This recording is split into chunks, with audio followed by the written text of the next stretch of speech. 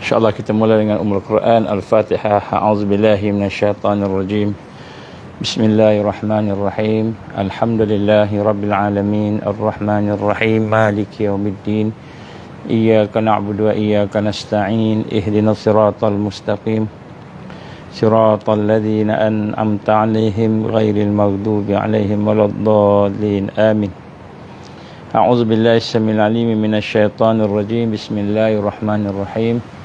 Innal hamdalillah nahmaduhu wa nasta'inuhu wa nastahdi wa nastaghfiruh wa na'udzu billahi min shururi anfusina wa min sayyiati a'malina. May yahdihillahu fala mudhillalah wa may yudlil fala hadiyalah. Asyhadu an la ilaha illallah wahdahu la syarikalah wa asyhadu anna Muhammadan abduhu wa rasuluh. Qala rabbi shrah li sadri wa yassir li amri wahlul 'uqdatam min lisani yafqahu qawli. Rabbi zidni ilman amma ba'.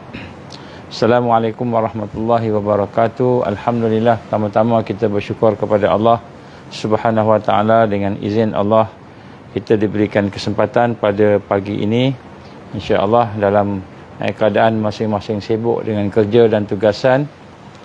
Dalam keadaan masing-masing sebahagian daripada kita sedang melaksanakan i'tikaf.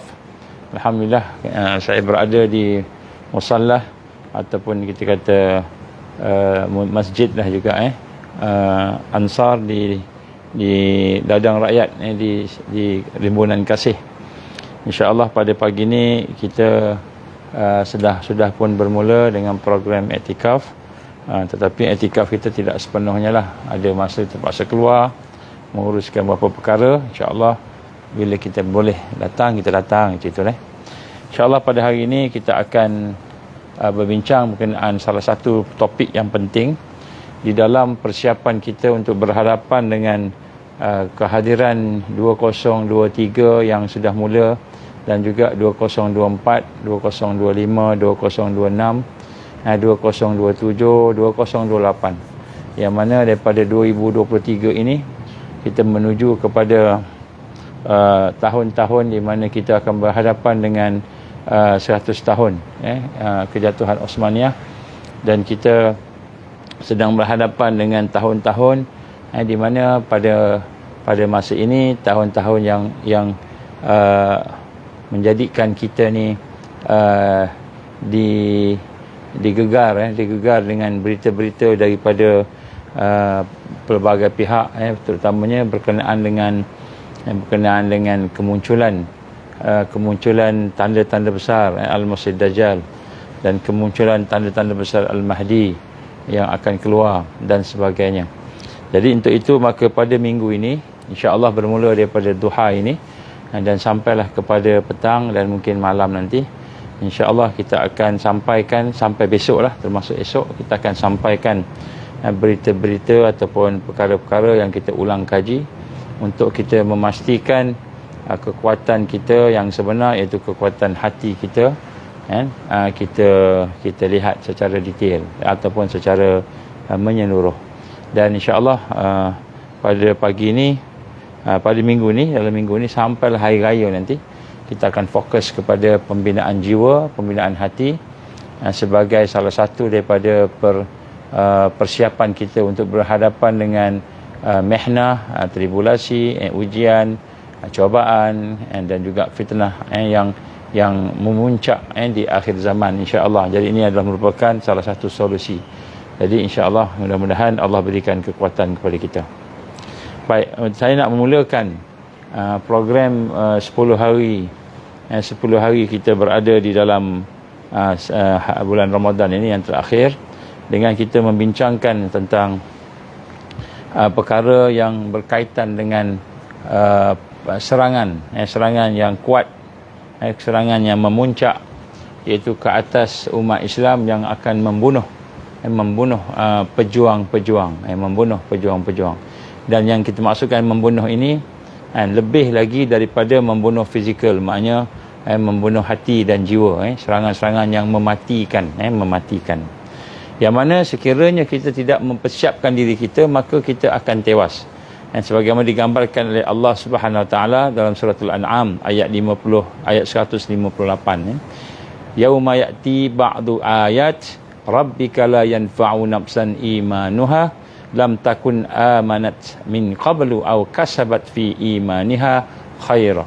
Dan kedatangan sebahagian daripada tanda-tanda Tuhan kamu, iaitu yang menjadi tanda-tanda kiamat, pada hari itu datangnya tanda itu tidak berfaedah, tidak bermanfaat lagi iman seorang yang tidak beriman sebelumnya, dan juga yang tidak beramal mengerjakan kebaikan dengan imannya sebelumnya. Jadi daripada ayat ini saya ulang balik tentang bagaimana Allah gambarkan kalau kita tak bersedia daripada Ramadan ini, tak bersedia daripada sekarang lah, maka bila kita berhadapan dengan kemuncak tanda-tanda kedatangan kiamat tadi, kita akan tewas, kita akan tewas. Dan digambarkan tanda-tanda itu adalah yang dimaksud dengan tanda-tanda ini, mufassirin menggambarkan Al-Masih Dajjal. Jadi yang Allah maksudkan di dalam ayat ini, sebahagian daripada mufassirin menggambarkan tanda-tanda kiamat yang dimaksudkan itu adalah kedatangan Al-Masih Dajjal. Daripada Abu Hurairah radhiyallahu anhu pula, Nabi sallallahu alaihi wasallam telah bersabda daripada hadis sahih yang diriwayatkan oleh Imam Muslim, salasun iza kharajna la yanfa'u nafsan imanuha lam takun amanat min qabl aw kasabat fi imaniha khaira, tulu'us syamsi min maghribiha wad dajjal wad dabbatul ard, atau kama Rasulullah sallallahu alaihi wasallam, ni hadis sahih Imam Muslim. 3 perkara yang apabila keluar tidak akan menjadi manfaat pada iman seseorang yang tidak dibina sebelumnya, dan juga tidak bermanfaat amalan seseorang yang tidak dilakukan kebaikan pada sebelumnya. Dan 3 perkara tersebut ialah tulu'ul syamsi min maghribiha, terbitnya matahari sebelah barat, dan wa khurudud dajjal, wad dajjal, keluarnya dajjal, wa dabatul ard, dan keluarnya juga binatang dabatul ard, binatang yang merata. Jadi disebut di sini bagian hadis ini membincangkan kepada kita bagaimana keadaan umat bila dah datang tu habis. Jadi, matahari naik sebelah barat ni kira dah habis dah, tak boleh buat apa dah. Masa tu dah kufur dah yang ke majoritinya. Kemudian begitu juga dabatul ard, dah tak boleh buat apa dah. Tak boleh nak kata beriman tak beriman, dia suatu binatang yang digambarkan boleh menentukan jadi iman tak beriman. Jadi sebahagian daripada apa namanya saintis kita yang mengkaji mengatakan bahawa yang dimaksudkan dengan dabatul ard di sini ialah chip yang ditanam dalam badan manusia. Chip yang ada dalam badan manusia ataupun RFID yang masuk dalam badan manusia tu, dan setengah-setengah disebut sebagai the mark of the beast, tanda daripada beast, binatang buas, yang dimaksudkan di dalam orang-orang yang mengkaji daripada kalangan Kristian lah. The mark of the beast dia kata. Tanda-tanda tu itulah dalam bentuk binatang dabatul ard yang mungkin digambarkan oleh hadis Nabi SAW ini, iaitu dia masuk dalam badan kita dan dia boleh jelaskan orang Islam tak Islam. Dia boleh jelaskan orang Islam tak. Wallahu alam, itu antara interpretasi oleh para saintis Muslim yang mengkaji. Jadi dikata kemungkinan itulah dabatul ard yang dimaksudkan, iaitu bila dia masuk dalam badan kita, dia boleh menyatakan kita ni orang Islam atau orang kafir, orang yang beriman ataupun orang yang kufur dengan Allah Subhanahu wa taala. Jadi apabila sampai pada waktu itu, maka tak gunalah digambarkan oleh Rasul sallallahu alaihi wasallam, seolah-olahnya sekiranya Allah izin, itulah terjemahan ataupun tafsiran yang dimaksudkan oleh Nabi sallallahu alaihi wasallam, maka sudah tentulah. Dan bila chip itu dimasuk dalam badan manusia, maka dia akan kontrol semua sekali. Dia akan kontrol semua sekali. Dia kontrol semua sekali lah, termasuk emosi kita, termasuk bagaimana kita nak berhubung dengan Allah, iman kita. Ini juga merupakan salah satu perkara yang mereka rancang lah. Dipanggil hackable animal. Sekarang ni dipanggil hackable animal. Jadi manusia ni adalah manusia yang binatang yang boleh digodam, disebut gitu. Sebab bila kita tengok nano robot yang ada dalam chip itu, bentuknya macam binatang. Jadi itulah digambarkan sebagainya. Tapi wallahu alam, kita tak pasti. Tapi maknanya Nabi gambarkan sekiranya keluar 3 perkara ini, kita tak prepare iman kita, tak prepare amal kita, maka kita akan rosak, akan sesat, akan tewas. Baik, sebelum kita pergi lebih jauh lagi, di sini kita ingin sama-sama melihat bagaimana beberapa soalan yang kita nak tanya kepada diri kita sebagai muhasabah kita ni dari akhir zaman ni kan. Berapa soalan yang kita kena jaga, kita kena tengok. Yang pertama sekali, di mana kenapa kita kalah hari ini? Kenapa hari ini orang Islam kalah? Kenapa Islam tewas walaupun kita ni kalau 1.8 bilion dah kita kata, orang Islam ni 1.9 bilion, nak menghampiri 2 bilion, tapi umat Islam boleh dipecah-pecah, boleh kacau-kacau, boleh diseksa, ditangkap dan sebagainya. Kenapa? Kerana kita berada di dalam kelemahan. Jadi sebenarnya kelemahan inilah yang kita nak tengok pada minggu ni. Jadi minggu ni kita nak melihat kelemahan kita, nak mengenal maksud jiwa hati itu, hati kita ni, yang mana digambarkan sebagai, kalau kuat dia kuatlah seluruh kehidupan kita, kalau rosak dia rosaklah seluruh kehidupan kita. And jadi itulah yang digambarkan qalb. Jadi pada tubuh badan kita inilah yang digambarkan oleh Rasul sallallahu alaihi wasallam. Baik. Bila kita kata kita lemah, maka bagaimana kita ingin merawat dan membuang kelemahan kita? Merawat dan membuang kelemahan kita itu maknanya bila kita lemah, maknanya kita tak kuat. Kita tidak kuat. Bila tidak kuat, kita mudah ditawan, dikalahkan. Maka di mana bermulanya kekuatan itu? Di mana bermulanya kekuatan itu? Kekuatan itu bermula apabila kita mendapat pertolongan Allah Subhanahu Wa Taala. Bila Allah tolong kita, kita mula mendapat kekuatan. Dan digambarkan di sini juga bagaimana bila manakah kemenangan, di manakah kekuatan? Kekuatan bermula apabila kita mula berhubung, bermula apabila kita merasai Allah dalam kehidupan kita. Itu kekuatan. Sebab bila kita nak menjadi seorang yang kuat, maka kita hendaklah memahami bahawa hakikat kekuatan itu ialah hakikat bahawa kita terikat dengan Allah. Terikat dengan Allah, merasai Allah di dalam kehidupan kita. Dan bagaimana kita nak memulakan proses membina kekuatan? Jadi kita dilahirkan dengan fitrah. Kullu maulud yuladu alal fitrah. Setiap kita ni dilahirkan dengan fitrah, sama aja. Semua sekali itu dengan kekuatan-kekuatan spiritual, mental dan fizikal yang boleh berhubung dengan Allah Subhanahu Wa Taala. Itu fitrah tadi. Tetapi rosak. Maka di manakah kita nak membina kekuatan tadi? Bermula dengan merawat kelemahan kita. Melawat kelemahan kita akan tengok nanti dosa, keaiban dan sebagainya lah. Dan setelah kekuatan itu bermula dengan merawat keaiban kita, maka di manakah mula kemenangan itu? Mula kemenangan itu apabila Allah tolong kita. Bila kita bersama Allah merawat kelemahan kita, dan Allah memulakan hidayahnya, taufiknya, rahmatnya, barakahnya, ma'unahnya, karamahnya, inayahnya, kan? Allah memulakan perkara yang berkaitan dengan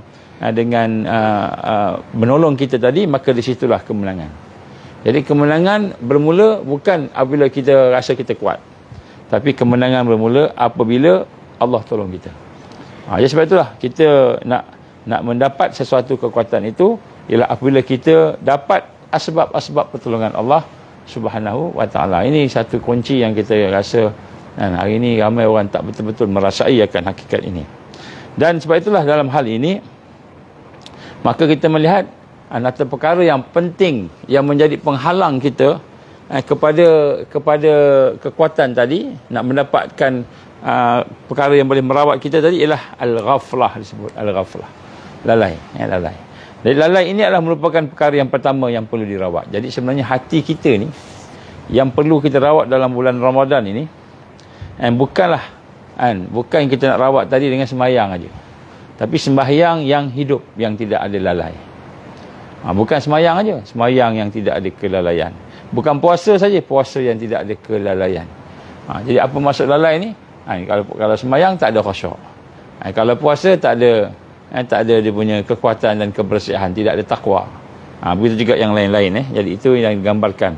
Dan sebab itulah kita lihat hari ini apabila seseorang itu berada dalam kelalaian, al-ghaflah, lalai ini adalah merupakan satu suasana hati yang terputus daripada Allah, daripada hari akhirat dan daripada perjuangan. Tiga benda ni.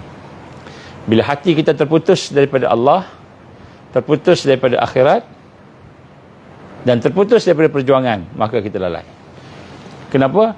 Kerana sekiranya kita tidak ada tiga perkara ini, walaupun kita dengan Allah kuat, kita kata banyak zikir, kenal Allah, makrifat pada Allah, semua kita kata ilmu kita tu adalah, walaupun kita kata kita kata kita hajatkan akhirat, tetapi di dunia ni kita tak berjuang. Tak berjuang menegakkan sistem Allah, menegakkan, kan kita kata iman, Islam dan ihsan, menegakkan apa yang Allah perintah. Sebagaimana Allah berfirman dalam surah Al-Baqarah, inni ja'ilun fil ardi khalifah. Aku nak jadikan, Allah berfirman, aku nak jadikan di atas muka bumi ini khalifah, iaitu mereka yang akan memimpin dan menguasai, dan akhirnya mereka akan menegakkan Allah, sistem Allah Subhanahu wa taala. Dan di sini kita lihat bagaimana perkara yang lalai ini ialah perkara yang terlibat dengan 3 perkara ni. Jadi lalai ni dia bukan lupa. Lupa ni tak ingat. Lalai ni lebih lagi daripada lupa, tak sedar, tak perasan. Malahan kita akan tengok nanti bagaimana dia punya ciri dia. Jadi orang yang lalai ni, kesan pertamanya, walaupun dia duduk dalam program Islam, program tarbiyah, kesan pertamanya proses tarbiyah tak berjalan. Kita semayang tetapi proses nak khusyuk tak berlaku. Kita puasa tapi proses nak bertakwa tidak berlaku. Ni proses tu nama proses tarbiyah. Bila kita sedekah, proses nak ikhlas tak berlaku. Jadi ini proses tarbiyah. Jadi program ada, semayang, program tarbiyah ada, tapi proses tarbiyah tak berjalan, itu lalai. Itu lalai. Jadi maknanya walaupun kita ada banyak program, tapi program itu tidak memberi kesan kepada hati kita, pemikiran kita, pada kehidupan kita, maka kita masih lagi lalai. Masih lagi lalai. Walaqad zara'na li jahannam katsiran minal jinni wal ins lahum qulubun la yafqahuna biha wa lahum a'yunun la yubsiruna biha wa lahum azanun la yasma'una biha ulaika kal an'am bal hum adall ulaika humul ghafilun. Surah Al-Hasyr, A'raf ayat 179. Allah gambarkan dipenuhkan neraka jahanam daripada jin dan manusia, yang mana ada hati tak boleh nak faham, ada mata tak boleh nak tengok, ada telinga tak boleh nak dengar. Maknanya dia duduk dalam program, ada tazkirahnya, ada khutbahnya, ada qiyamnya, tapi tidak memberi kesan kepada hatinya nak faham. Matanya tak boleh melihat kebesaran Allah, tidak melihat, telinga yang tidak melihat, tidak mendengar peringatan Allah tadi, tak memberi kesan. Maka mereka lah lebih teruk daripada binatang ternakan. Mereka orang yang lalai. Di sinilah kita proses tarbiyah tidak berjalan. Ini kesan pertama. Ya, sebab itulah bila tidak ada proses tarbiyah berjalan, walaupun program banyak, tidak berlaku islah, tidak berlaku peningkatan. Sama je daripada hari itu sampai tahun ni, daripada awal tahun kita jumpa sampai tahun ni tak meningkat-ningkat, sama je kan. Maka islah tak berlaku kerana proses tak berjalan. Proses tak berjalan. Bila proses tak berjalan, islah tak berlaku. Bila islah tidak berlaku, maka tidak ada peningkatan amal. Amal tak meningkat, amal sama je, maintain aja. Sebab tu ada orang sampai bertahun-tahun, berpuluh tahun ikut usrah, berpuluh tahun ikut usrah, tapi tak meningkat-ningkat. Berpuluh tahun baca Quran, sama je. Berpuluh tahun sembahyang tarawih, sama je. Contohnya qiyamul lail, sama je. Akhlak tak meningkat. Qiyam patutnya meningkatkan akhlak. Kenapa? Sebab proses tarbiyah tidak berjalan. Bila proses tarbiyah tidak berjalan, tidak berlaku islah, tidak berlaku peningkatan, pembaikan. Dan bila tidak berlaku islah, tidak adalah peningkatan amal yang sebenar, tak berlaku. Dan akhirnya dari situ kita tidak dekat dengan Allah, walaupun kita sembahyang. Ini kata lalai. Lalai ini dibawa kepada peringkat akhirnya kita akan menjadi orang yang jauh daripada Allah. Sebab itulah lalai ini adalah siksaan. Lalai ini azab, satu azab siksaan. Azab siksaan yang mana ini merupakan siksaan di dunia dan akhirnya akan membawa kepada siksaan di akhirat.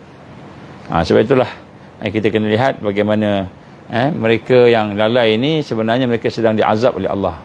Walaupun dia kaya, walaupun dia raja, walaupun dia menteri, tapi bila lalai, dia sedang diazab oleh Allah. Dia sedang diazab. Walaupun dia imam, lalai, dia azab oleh Allah sebenarnya. Kesan-kesan siksaan tadi, yang pertama, dia tak boleh nak meningkat tadi sebut, susah nak bertaubat. Susah nak bertaubat. Ada benda dosa, susah nak taubat. Kita tahu berdosa, tahu salah, tapi tak boleh nak tinggalkan. Tak boleh nak tinggalkan. Kenapa? Kerana kelalaian tadi. Kemudian yang kedua, tidak boleh menuju kepada Allah, tak boleh takarub dengan Allah. Kenapa? Ada kejahilannya. InsyaAllah esok kita akan buat satu daurah, kita panggil daurah untuk mengenali segalanya berkenaan hati, perjalanan hati seorang pejuang. InsyaAllah lah kita akan cubalah kupas sikit lah macam mana perjalanan hati seorang yang nak berjuang dan bangkit di akhir zaman. InsyaAllah besok kita akan mula pukul 9 sampai petang pukul 4. Lepas tu rehat sekejap, ada satu saya ada hal, dan lepas tu kita akan sambung lagi malam ataupun hari Ahad. Jadi siapa yang boleh join dengan kami di Serkam di Bulan Kasih, tafadhali, datanglah. Cumanya kalau boleh isi borang, bukan isi borang, isi apa ni lah, borang lah, untuk nak tahu berapa orang supaya kita nak sediakan makanan. Kalau tak nanti datang 100 orang datang, kita sediakan untuk 10 orang je. Ini tak ada makanan lah pula, percuma, tak payah bayar apa-apa. Tapi siapa nak infak, insya-Allah kita buka untuk infak lah, tapi percuma je, insya-Allah. Jadi esok kita akan menyelidiki perjalanan hati seorang pejuang. Perjalanan hati seorang pejuang di akhir zaman. Apa, macam mana? Kita akan tengok lentitan, tengok sampailah mudah-mudahan kita berakhir dengan asyahid fi sabilillah. Jadi kita akan tengok dari pagi sampai petang, pukul 4 rehat, asar. Lepas tu malam tu, malam sebagainya, lepas tarawih kita sambung sikit lagi. Kan? Tak habis sebenarnya, cerita pasal hati ni tak habis. Baik. Jadi seksaan yang kedua ialah kita tak boleh mendekati Allah, dan seksaan ketiga kita tak boleh istiqamah. Boleh beramal tapi tak boleh istiqamah.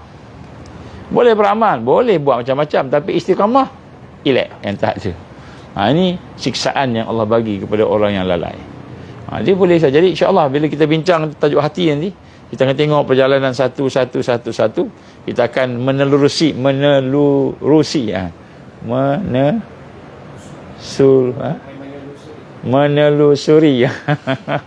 kita akan menelusuri tadi dan hati seorang pejuang daripada mula sampailah dia mati syahid.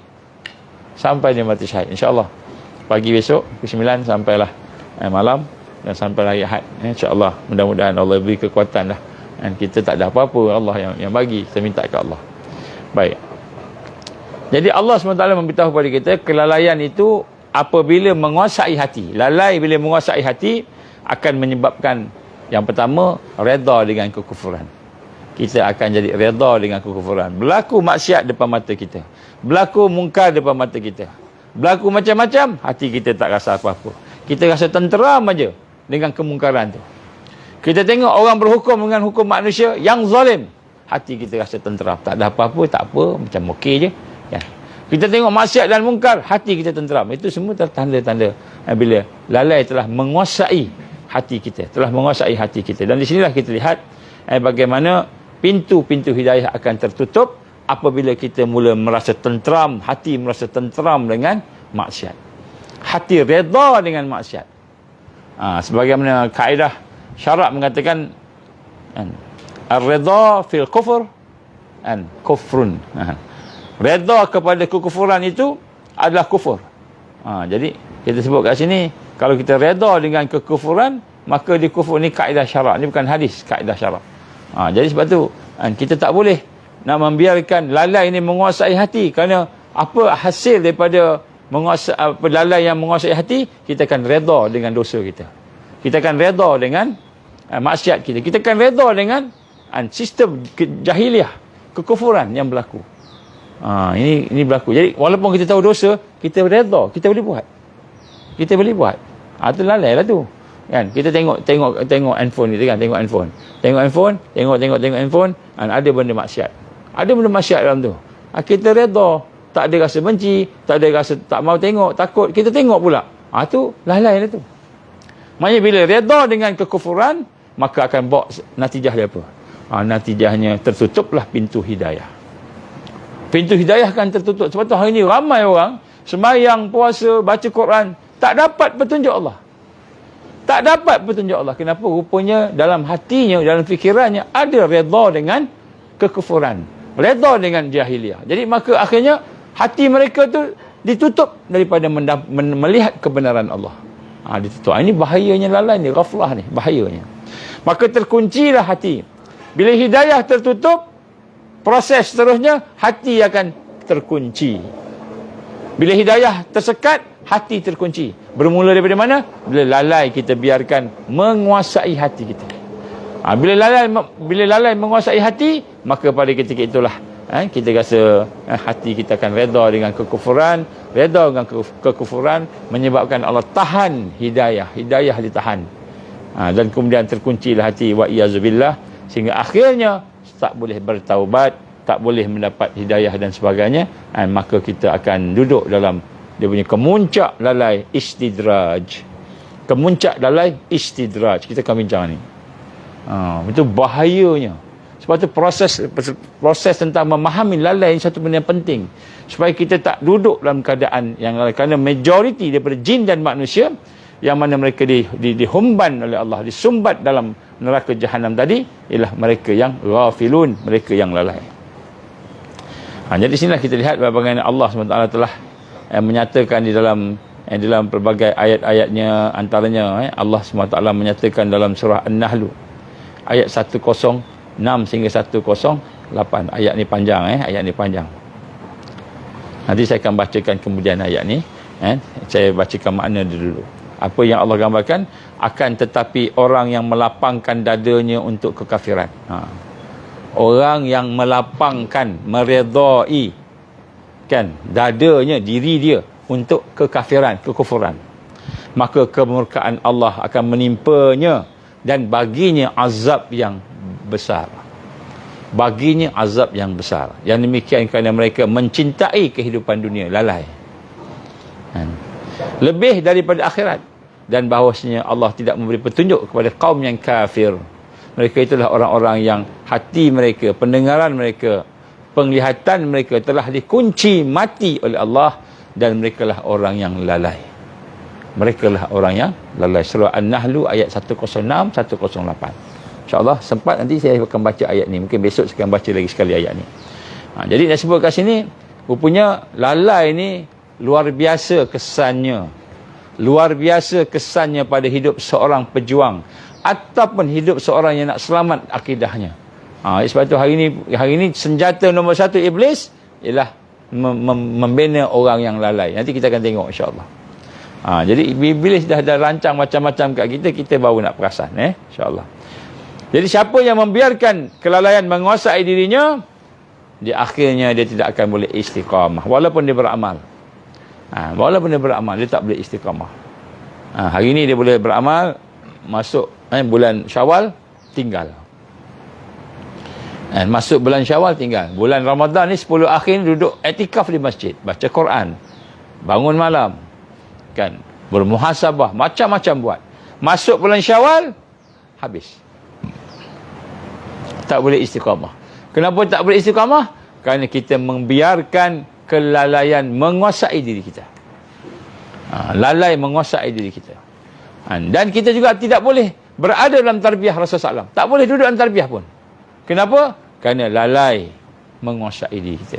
Jadi sebab tu kita kena faham akan penyakit yang besar ni. Ini penyakit besar ni, merupakan senjata utama Iblis. Dan berkata Imam Ibn Qayyim Al-Jawziyah rahimahullah, dia mengatakan bahawa lalai itu adalah merupakan asbab kepada segala keburukan. Dan lalai dari Allah Subhanahu Wa Taala dan hari kemudian dan hari akhirat, bila berpasangan dengan hawa nafsu, maka lahirlah segala macam keburukan. Lalai campur nafsu, semua keburukan boleh berlaku. Boleh berlaku. Apa saja, sebutlah apa saja. Dan apabila bergabung antara keduanya, dia tidak pernah berpisah dan tak akan berpisah. Bahayanya tu, nafsu tu akan pegang lalai ni. Dan barang siapa memerhatikan kerosakan yang ada di alam ini, kata Ibn Qayyim, secara umumnya, pada khususnya ataupun khususnya, dia bakal mendapati dua perkara ini, kelalaian dan juga nafsu. Lalai dan nafsu. Jadi lalai itu menjadi penghalang seseorang itu untuk melihat kebenaran Allah Subhanahu Wa Taala, untuk faham dia, untuk memahaminya. Saya diminta kadang-kadang bercakap dengan orang yang hidup dalam industri high profile. Sama ada pemimpin-pemimpin, menteri ke dululah, sekarang dah kurang sikit, ataupun artis, ataupun orang sukan, yang jiwa mereka, fokus mereka memang pada dunia. Jadi bila kita nak sampaikan tu, kita dapati perbezaannya orang yang lalai dengan orang yang sedar, ada kesedaran, beza sangat. Terasa aura lalai tu menguasai kita. Dia lalai, kita nak sampaikan benda yang hidayah Allah ni macam seperti terhalang. Seperti terhalang. Kan? Kita nak baca ayat pun jadi macam jadi tak jadi. Kita nak cakap macam tak ada kesan. Macam itu. Kita rasa. Aura lalai tu. Lalai pun ada aura juga rupanya. Jadi bila kita nak sampaikan pada orang yang lalai ni, lain. Tak sama macam kita nak sampaikan kepada orang yang memang bersedia untuk ditarbiyah. Lain. Lain. Kenapa? Rupa-rupanya Allah gambarkan di sini, apabila hawa nafsu bergabung dengan lalai, memang satu azab. Satu azab. Jadi sebab itulah masa kalau nak bagi ceramah ke tazkirah kepada orang yang lalai ni, yang betul-betul lalai ni, kan, maka kita kena minta ke Allah, sungguh-sungguh minta ke Allah, banyak kali minta ke Allah, barulah mudah-mudahan daripada doa kita tu, mudah-mudahan Allah kesian kat kita semua, Allah bagilah rahmat dia, Allah bagilah hidayahnya, taufiknya, kan.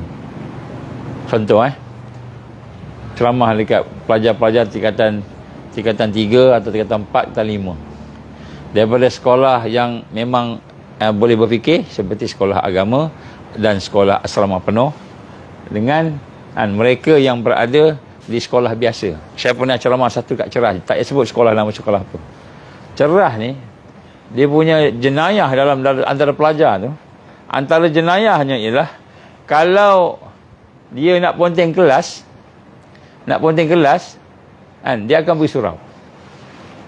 Nak ponteng kelas, pergi surau. Dia pergi surau, dia sembunyi daripada cikgu-cikgu dia tu, ustaz ke, cikgu disiplin ke, guru besar, tak kira siapa. Duduk kat surau, bukan duduk kat surau sembahyang, iktikaf ke apa ke. Duduk kat surau, minum arak, minum bia tu. Ini saya pernah pergi ke sekolah yang macam tu. Sekolah yang macam tu, pelajar-pelajar dia macam itu. Kemudian cikgu cakap pula, ada di kalangan pelajarnya sampai peringkat mengedar dadah. Di kawasan Kuala Lumpur lah ni, Kuala Lumpur Selangor ni, yang memang terdedah kan. Ada seorang tu, bapaknya pengedar dadah, dia suruh anak dia edar dadah kat demi kawan-kawan, bagi sikit-sikit, murah lah, sikit-sikit, tapi supaya ketagih. Bila ketagih, mulalah ambil duit dia bapak curi. Jadi kan, bila kita nak bagi ceramah kat orang macam ni kan, subhanallah, dia punya aura lalai tu, kita ni memang susah nak cakap.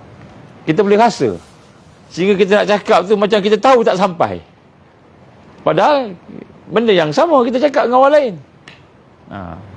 Begitu juga dengan setengah-setengah kawasan tu, setengah-setengah kita boleh rasa. Sebab tu bila kita bagi ceramah ni, kadang-kadang kita tengok orang yang ada depan kita ni, kita tahu, boleh rasa dia punya aura-aura negatif. Jadi bila rasa macam itu, saya hanya boleh doa ke Allah, ya Allah, tolonglah kami, ya Allah, kesian kami, ya Allah, janganlah jadikan kelalaian, kelemahan, penyelewengan yang ada pada kami ni menghalang hidayahmu, menghalang taufik. Kena minta macam itu, minta ke Allah. Akhirnya alhamdulillah ada yang kesedaran juga. Bila kita bentak gitu sikit kan, minta ke Allah tadi, minta lagi, akhirnya Allah bagi juga. Sebab tu kadang-kadang ceramah ni dia tak boleh ikut teks, dia kena tengok orang. Dan saya pun sebenarnya tak ikut teks juga, ini tengok menentang tengok ini. Jadi kita tengok orang, dia keluar. Tapi ini susah ni, pasal FB ni ramai orang yang berbagai-bagai kan. Ada orang yang baru nak kenal Islam, ada orang yang bukan Islam, ada yang betul-betul dah lama dah sampai fanaknya, bakaknya, dah sampai zauknya. Dari kalangan kita ni kan, ada yang betul-betul dah kenal Allah, ada yang sampai makam yang tinggi. Di kalangan ni yang dengar kita ni mungkin baru 25 orang, lebih kurang situlah kan, 20 orang. Kalau kadang-kadang ramai tu, ada yang di kalangannya memang makam dia tinggi. Dia tengok kita tu, dia bukan saja tengok kita kan, dia doakan untuk kita pula. Kita rasa pula dia punya aura doa, kita rasa. Ada juga orang macam tu, yang memang Allah dekat dengan Allah ni, dia tengok kita, dia kesian kat kita, dia pun doakan kita rasa jadi kuat kan. Macam itu. Ada juga yang jenis ejen pun ada juga, Mossad ni, jenis nak dapatkan maklumat pun ada juga kan. Dengar ceramah, poin tumpu lagi dengar ceramah, tulis macam-macam, tapi rupanya kan, dia nak tengok kelemahan kita, kesalahan kita dan sebagainya, ataupun nak gunakan untuk hujah-hujah dia. Ada juga di Mossad ni, ada juga. Saya tak nak cakap lah polis, tapi nak sebut Mossad kan, Mossad ni spy kan. Baik, jadi sebut kelalaian ni menghalang, dia akan menghalang. Jadi bila lalai itu kita biarkan, dia akan jadi menjadi azab. Allah SWT akan menjadikan azab. Jadi sebab itulah al-ghaflah senjata nombor satu iblis. Senjata nombor satu. Jadi kalau kita tengok apa yang berlaku di seluruh dunia ni, macam mana dia boleh menguasai pemimpin, dia boleh menguasai orang awam, dia boleh menguasai tentera, dia boleh menguasai semua. Termasuk imam-imam, ustaz-ustaz, alim ulama pun dia boleh kontrol. Al-ghaflah. Dia telah menanamkan jarum-jarum lalai di kalangan semua yang ada tu. Ini senjata nombor satu. Dan bila sampai senjata itu, maka dia akan habis. Inilah kita lihat bagaimana hari ini ramai orang. Allah gambarkan apa? Balhum adal. Lebih sesat daripada al-an'am. Maknanya al-an'am ni macam lembu lah. Binatang berkaki empat ni kan macam lembu lah. Al-an'am ni Allah gambarkan lebih sesat daripada al-an'am. Bahkan balhum adal, bahkan lebih sesat. Siapa dia? Ghafilun, orang lalai. Jadi tak kira lah namanya Tok Peti ke, Mufti ke, Qadi ke, Raja ke. Tak kira lah namanya Menteri ke, Perdana Menteri ke. Tak kira lah namanya rakyat ke. Tak kira siapa pun. Bila lalai menyentuh bersama nafsu, maka dia akan jadi lebih hina, lebih sesat. Lebih sesat daripada binatang ternakan. Binatang ternakan. Jadi inilah digambarkan. Baik. Okey, kita tengok sedikit tentang hakikat lalai. Hakikat lalai ini maknanya dari tiga perkara. Yang pertama sekali, tak berzikir, itu lalai. Ini amal. Tidak ada zikrullah, itu lalai. Bila hati kita tidak mengingati Allah, pemikiran kita tidak mengingati Allah, kita tidak melakukan sesuatu amalan tadi, berzikir. Zikir ni bukan cakap la ilaha illallah saja, bukan sebut subhanallah aja, tu zikir lidah kan, menyebut. Tapi zikir ni semua amalan, semua kehidupan. Jadi bila tidak berzikir, lalai. Bila tidak berfikir, tafakur, lalai. Dia tiga ni. Satu tak boleh fikir, satu tak boleh zikir, tak boleh ingat Allah contohnya. Kedua tak boleh fikir. Yang ketiga tidak boleh merasai, memahami. Itu pun lalai juga. Kita boleh berzikir la ilaha illallah, la ilaha illallah. Kita boleh berfikir makna dia. Tidak ada yang menjadikan melainkan Allah, tidak ada yang memberi menyempurnakan melainkan Allah, la ilaha illallah. Kita boleh faham makna dia, tapi kita tak rasa, masih lalai lagi. Hati kita tak rasa apa-apa, masih lagi lalai. Masih lagi lalai. Jadi ini sifat majoriti. Jadi sebab tu syaitan ni dia guna hak ni. Contoh kan, kita dah duduk dalam majlis lah, majlis ilmu kan, dah duduk dalam majlis ilmu. Tapi majlis ilmu tu tak memberi kesan pada kita kan. Kita tak merasai. Kenapa? Hati kita tempat lain, contoh. Itu termasuk dalam kategori lalai. Jadi hakikat lalai ni maknanya apa? Hakikat lalai itu bukan tak ingat. Bukan sekadar tak ingat, tak sedar. Tapi hakikat lalai itu ialah terputus daripada al-haq. Terputus daripada kebenaran Allah. Terputus daripada kebenaran al-haq. Al-haq ni tiga benda saya sebut tadi. Yang pertama, terputus daripada Allah. Yang kedua, terputus daripada akhirat. Yang ketiga, terputus daripada perjuangan fi sabilillah. Tiga ni. Bila tiga ni tak ada, lalai. Kalau satu, dua ada, tiga tak ada, lalai juga. Ni kita kena faham ni. Kalau tak, kita tak faham hakikat tajdid dan kebangkitan. Kita ingat okey dah. Sejuk ke panas? Okey. Suam-suam okey. Dia makin lama makin panggil panas tengah hari kan. Maklumlah duduk kat ladang kan. Jadi nak sebut sini lalai. Jadi lalai maksudnya apa? Maksud lalai itu ialah terputus daripada al-haq. Mana duduk dalam jahiliah kan. Sama ada Allah, akhirat dan perjuangan. Baik. Yang pertama sekali kita tengok sikit lalai. Pertama sekali, lalai ni ialah lalai untuk hidup bersama asma Allah. Hidup bersama Allah. Gitu. Lalai maknanya hidup, lalai daripada hidup bersama Allah. Maknanya kita terputus daripada Allah. Kenapa kita terputus daripada Allah? Agaknya kenapa? Kerana ada benda lain yang menjadi fokus kita. Tuhan lain menjadi fokus kita. Afara'aita man ittakhaza ilahu hawa. Apakah kamu pernah melihat manusia yang menjadikan hawa nafsu sebagai Tuhan? Dalam yang lain-lain pula orang tua-tua dulu sebagai Tuhan, pakai kita ikutan tu. Lain ayat pula, masyarakat manusia sebagai ikutan kita. Jadi sebab tu yang pertama sekali, lalai pada Allah ni apabila kita akibat daripada kita ada Tuhan yang lain yang lebih dekat dalam hati kita, pemikiran kita.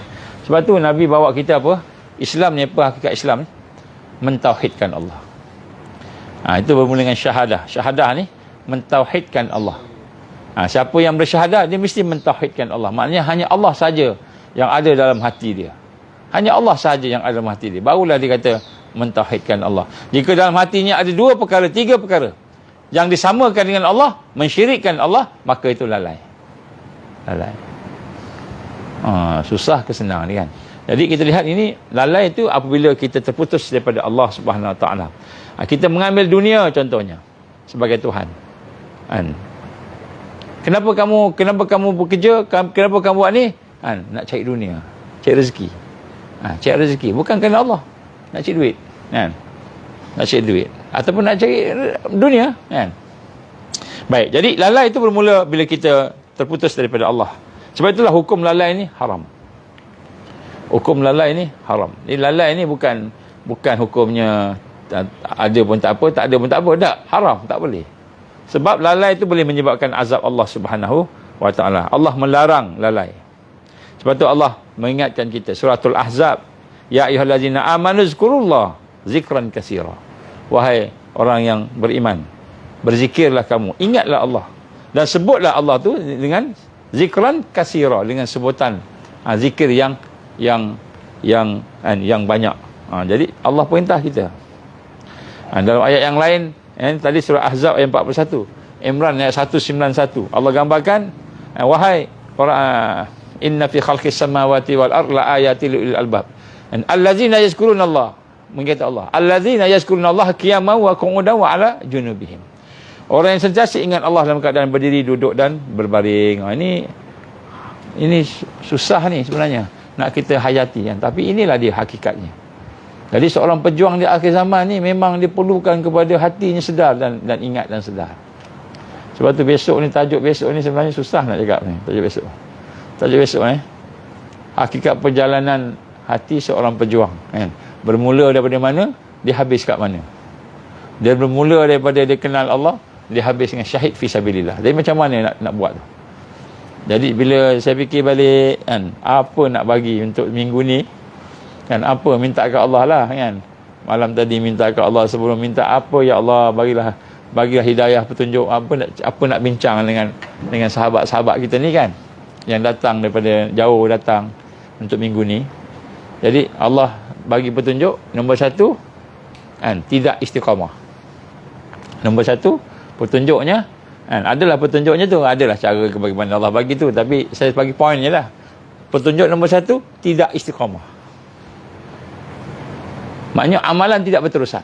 Itu petunjuk nombor 1 untuk minggu ni punya subjek lah, nak berbincang. Saya minta ke Allah. Bukan saya bukan pandai sangat, kan, bukan pandai sangat, memang tak pandai pun, kan. Jadi tidak istiqamah. Yang kedua, bermula di mana tidak istiqamah tu? Bermula dalam hati. So kena cerita hati. Memang sungguh-sungguh Allah bagi sebiji begitu. Jadi apa yang Allah bagi itu susah nak cakap, tapi kita minta ke Allah lah, doa lah, mudah-mudahan ada hidayah. So insya-Allah kita bincang tajuk ni. Memang saya minta banyak hari minta ni. Minta, kan. Doa kita bukan apa-apa, kan. Minta ke Allah. Rupanya tidak istiqamah tu keluar dalam perjuangan. Maknanya macam mana kita nak berakhir dengan husnul khatimah? Bukan husnul khatimah, ahsanul khatimah. Bukan kematian yang baik, ahsanul, yang terbaik. Ahsanul khatimah.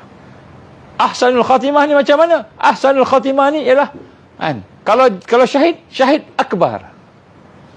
Kalau syahid yang paling tinggi sekali. Ahsanul khatimah. Kalau jihad yang haqqul jihadi. Haqqul jihadi. Jihad yang sebenar. Kalau al-iman, iman yang sadiq, iman yang benar. Macam itu. Jadi kita nak ahsanul khatimah yang mampu kita dapat. Sebab tu ada doa yang kita kena baca. Elok baca dalam bulan Ramadan ni. Rabbana atmim lana nurana waghfir lana innaka anta Rabbana atmim lana nurana waghfir lana innaka ala kulli syai'in qadir. Innaka ala kulli syai'in qadir. Boleh juga belakang tu nak sebut nama Allah yang lain pun boleh juga. Boleh.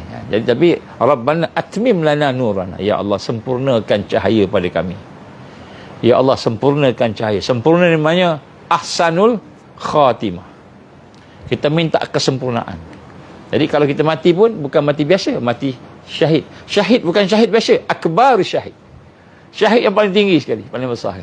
Ini kita minta. Allah bagi tak bagi tu hak Allah. Kita minta tak salah minta.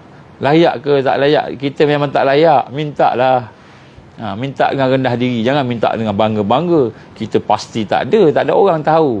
Semua Allah punya. Jadi sebab tu Allah firmankan kepada kita ini, kan, kita kena sentiasa dalam keadaan mengingati Allah. Kenapa? Mengingati Allah dan segala-galanya sepanjang masa berdiri, duduk, baring pun, kata Allah SWT tadi dalam hadis tadi, supaya hati kita tidak keras. Hati kita ni ada kala lembut dengan zikrullah, ada kala lembut dengan mengingati mati, ada kala lembut dengan sedekah. Ada orang suka sedekah, kan? Sedekah, kan? Kalau tengok orang susah, dialah nombor satu. Alhamdulillah sekarang ni, kan, kutipan Palestin kita dah sampai 143,000 sekarang ni, insya-Allah. Kan? Daripada sahabat-sahabat sahabat kita jadi berapa orang lagi lah, kan? Allah izin ada seorang tu bagi 100,000. 100,000 tu maksudnya dia banyak duit lah kot, kan? Sebenarnya dia bukan banyak duit, saya kenal. Tapi Allah izin, sedikit yang dia ada, sedikit yang dia bagi. Banyak yang dia ada, banyak dia bagi. Dia bukan banyak duit, tak banyak duit, kan? Allah bagi dia, kan? Dia kata, Ustaz, saya nak bagi ke Palestin, akaun mana Ustaz? Bagi akaun ni, jangan. Tu dia bagi 100,000. Kemudian ada seorang pula 15,000 gitu. Ada seorang 5,000. Dan ada seorang lagi RM30 pun ada juga. RM30 bukan maknanya dia lokek, tak. Memang itu yang dia mampu. RM30 dia bagi. Ada yang bagi RM2,000. Ada yang banyak lah. Jadi kita tengok orang senarai tu kan, alhamdulillah, ni semua kita akan dedahkan lah, kita akan beritahu.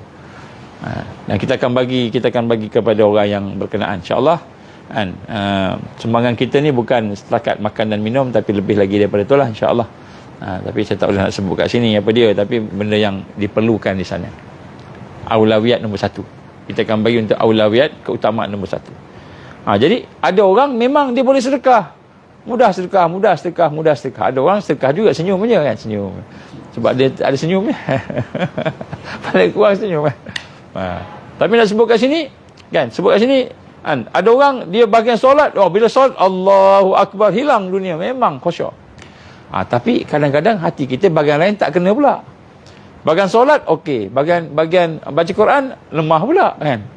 Ada orang zikir okey, tapi bahagian solat lemah pula, kan, contoh begitu. Jadi kita ada Allah bagi macam-macam, ada kekuatan, kelemahan. Ada orang bahagian sedekah okey, terror, kan. Memang bagi betul. Bahagian lain lemah. Jadi apabila kita menghidupkan zikrullah sepanjang masa, maka Allah akan lembutkan semua hati kita sekeliling. Akhirnya kita akan hidup dalam keadaan sepenuh hati kita tidak ada keras, tidak ada kekerasan, tidak ada kesakitan, sakit di sana. Sebab itu Allah perintahkan kepada kita, wazkur rabbak fi nafsik tadarruan wa haifatan wadul jahr minal qaul bil ghudu wal asal wala takuna minal ghafilin. Ini ghafilin lagi aku sebut.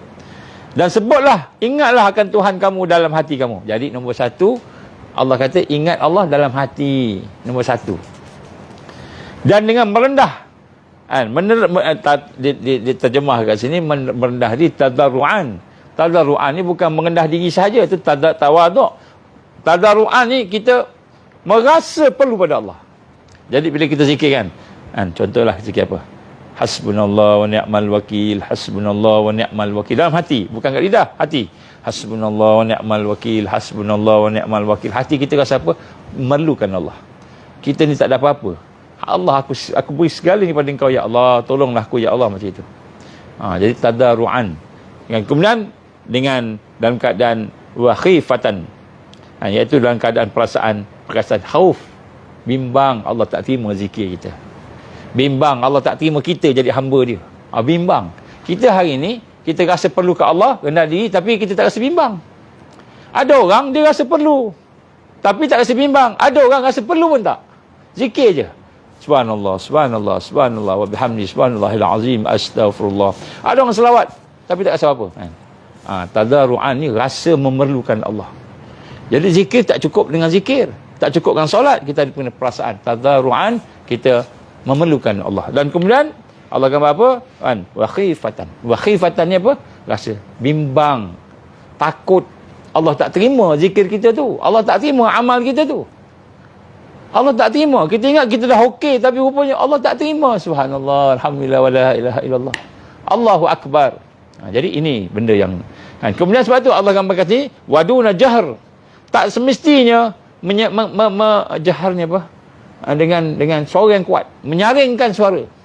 Subhanallah, walhamdulillah, wala ilaha illallah, Allahu akbar dengan ayam-ayam kena sakit jantung. Kuat sangat. Ayam kami jantungnya lemah. Badan besar, jantung lemah, tak cukup exercise. Mungkin nak kena minta Adam Mio Adam kita tolong bawa gym lah. Ayam-ayam kita tu bagi kuat sikit jantung kan. Ni kalau nak training orang senang, nak training ayam macam mana? Kejarlah dia kan. Jadi doktor suruh makan, bagi makan cili. Campur sikit dalam makanan ada cili. Cili ni akan jadikan jantungnya kuat dan jadikan daging dia tu jadi ni lemak dia jadi habis. Kuatlah. Suruh makan cili. Jadi dia pedas, memang dia pedas, betul dia jalan lah. Bila dia jalan tu selesai lah. Jadi ni wazkur rabbaka, dan berzikirlah, ingatlah Tuhan kamu fi nafsik, pada jiwa kamu, hati kamu tadi, tadarruan, dengan perasaan memerlukan Allah. Kan kemudian tak cukup kan tu, wa khifatan. Wa khifatan ni apa? Dengan perasaan takut, bimbang. Allah tak terima aku punya semayang ni. Kita semayang 20 rakaat, tapi Allah tak terima. Sian kita. Kita puasa susah-susah, penat-penat, Allah tak terima, sian. Kita zikir banyak, Allah tak terima. Berjihad, berjuang, Allah tak terima. Ada orang baca Quran, mengajar Quran, Allah tak terima. Diseret dengan mukanya di akhir zaman. Di akhirat nanti, di yaumul hisab. Jadi ada Allah katakan wa khifatan. Allah ajar kita. Jangan confident sangat. Engkau baca banyak, engkau semayang banyak, engkau banyak amal, jangan confident. Allah ajar adab kita wa khifatan. Kena ada perasaan bimbang. Bimbang, ya Allah, terimalah aku, ya Allah, terimalah aku sebagai hamba-Mu. Ini kena ada ni. Ini zikir. Minal qawli wadunal jahr, tidak, suara tak tinggi sangat sampai ganggu orang pula. Suara tinggi sangat, zikir berkuat-kuat sangat sampai orang tunggu. La ilaha illallah. Saya teringat masa kita talqin, masa kita syahadah. Bila sebut Allah, takut orang lain dengar. Satu setan takut, orang pun takut juga kan. Bila zikir kuat sangat, la ilaha illallah kan. Orang lain dengar takut kan. Jadi sebenarnya yang penting bukan di lidah, yang penting di hati. Hati itu ada perasaan tadarruan, memerlukan Allah. Hati ada perasaan khifatan, iaitu perasaan takut, al-khasyah. Khasyah, takut, al-khauf, takut pada Allah Subhanahu wa taala. Jadi tak payahlah kuat-kuat sangat, tidak pula dengan menyaringkan suara. Wala takun minal qawli bil ghudu wal asal. Dan juga kita buat benda-benda itu dengan keadaan yang sentiasa di pagi, di petang, dan kemudian supaya kita tidak lalai. Jadi kena zikir. Zikir ni lawan kepada lalai. Salah satulah. Baik. Kenapa lalai ni penting? Sebab nombor satu nak sebut kat sini. Tadi kita sebut definisi lalai. Satu, senjata utama iblis, lalai. Kalau kita ingat World War III punya surat yang dibuat, bukan surat daripada Albert Pike. Albert Pike ni General Albert Pike, ketua Illuminati daripada Amerika, memberikan surat kepada Giuseppe Mazzini, kalau tak silap saya 1871, kalau tak silap tarikh surat tu. Dia telah menyatakan dalam surat itu, dia kata we shall unleash, untuk perang dunia ketiga, Malhamah Kubra ni, persiapannya kita hendaklah membina, unleash the nihilist and the atheist. Jadi dua ni jenis golongan ni. Yang pertama nihilist, nombor satu. Yang kedua atheist. Nombor satu, nihilist ni, apa nihilist ni? Nihilist ni satu bangsa, satu kaum, satu jenis puak manusia yang dalam hidup ni tak ada apa-apa, tak ada prinsip, tak ada pegangan, tak ada matlamat, tak ada visi misi, tak ada apa-apa. Hidup dia hanya main dengan alam maya saja. Oh, ada Muhammad Kai nama disebut di sini. Bukan Muhammad Kai. Kai ada kat sini. Bukan Kai lain kot agaknya. Ada orang tulis ni, dia nak panggil Muhammad Kai Hasnul Aizuddin min Zurain. Tahu Zurain? Jadi nihilis ni adalah orang yang hidupnya tak ada matlamat akhirat, tak ada matlamat dunia. Dunia pun tak ada, akhirat tak ada, dia duduk kat alam maya kat sini. Dekat dalam ni handphone. Jadi ini manusia yang dia nak buat. Kenapa? Ini manusia paling kuat lalai. Apa tanda nihilis ni? Tanda nihilis ni, akhirat pun tak kisah, dunia pun tak kisah. Dia senyum. Dia senyum. Kai dah dekat sini kan. Kai tengok live terus. Jadi nihilis ni dikata supaya apa? To provoke a formidable social catalysm. Jadi nak menimbulkan bencana sosial yang paling besar sekali, yang paling menggerunkan. Jadi sebenarnya apa yang kita nampak ni, jenayah halal macam-macam tu, semua tu untuk nak membina kekuatan Dajjal tadi, iaitu dengan menimbulkan, membina siapa dia? Orang-orang yang tidak ada akhirat, tidak ada dunia. Dia kalau jadi Ronaldo, bukan Ronaldo betul, dia jadi Ronaldo dalam ni je, main bola sepak kat sini je. Dia boleh jadi semua yang dia nak jadi. Kan? Jadi askar ke, jadi tentera ke, jadi raja ke, semua dekat sini. Sampai 3 hari 3 malam duduk kat depan internet tu, main game ke apa kan. Sampai mati pun ada. Kan, dekat Hong Kong, ke Taiwan ke. Kan? Jadi ini nihilis. Ini kumpulan nihilis, dah ada dah pun. Nihilis. Kita pun ada ni sekarang ni. Kita sifat-sifat kita. Jadi sebenarnya itu antara mulalah. Baik. Jadi lalai ni kita ringkaskan. Lalai ni yang bermula dengan kecenderungan. Jadi macam mana lalai bermula? Bila kita cenderung kepada sesuatu yang terputus daripada Allah, tu lalai dah mula dah. Cenderung namanya kita tengok. Kan? Kita duduk dekat satu kursi, dekat tepi padang. Tiba-tiba datang lalu seorang amoy, kan? Pakai baju adik dia. Kan? Tak ada lengan, kaki pun tak ada seluar panjang, seluar pendek. Pakai baju adik dia. Lalu depan kita.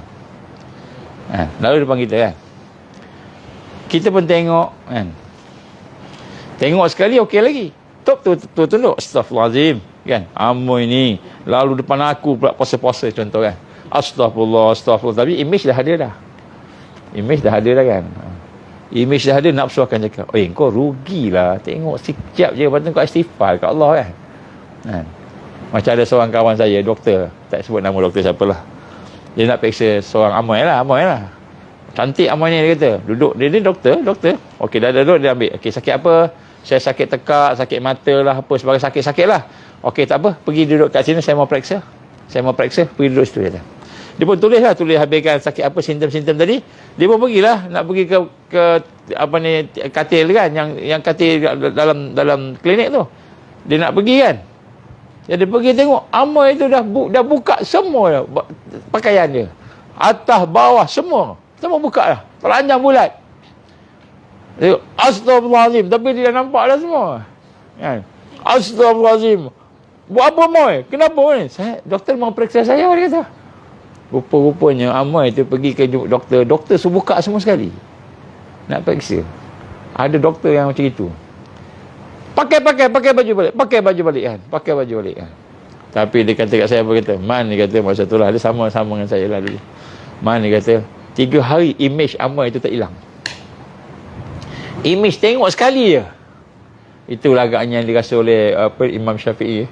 Yang dia nampak betis kan. Betis perempuan tu.